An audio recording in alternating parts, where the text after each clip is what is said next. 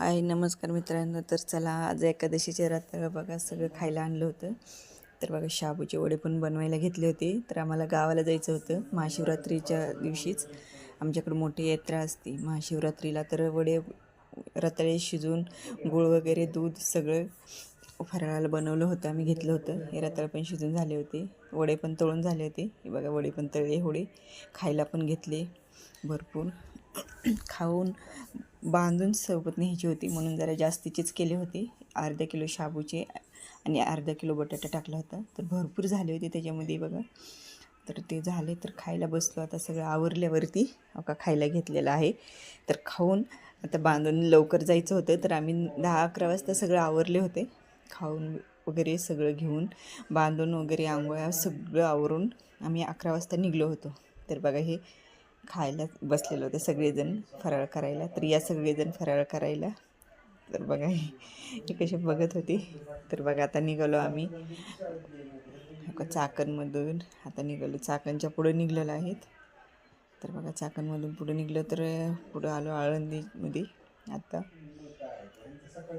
तर आळंदीमधून आता निघालो आहोत.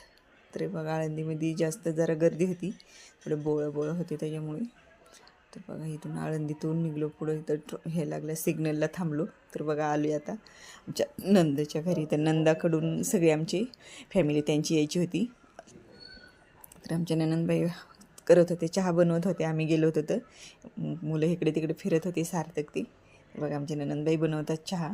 म्हणलं तुम्ही चहा बनवते तर न्यूज. तर बघा हे आमचा इकडे भाऊ आला होता, तो त्यांना दाखवत होते तिकडं. तर बघा हे मोठे जावई, ही भाची आहे, हा मोठा भाचा आहे, त्याची मुलगी आहे भाच्यांची. ही दिदी आहे मोठी आमची कॅमेरामन दिदी. तर बघा हे आम्ही बसलो होतो भाच्यान ते. तर असाच एक सेल्फी घेतला होता. तर बघा भाच्याची मुलगी आहे छोटी, ही आमची मालक आमचे साहेब. हे भाचा.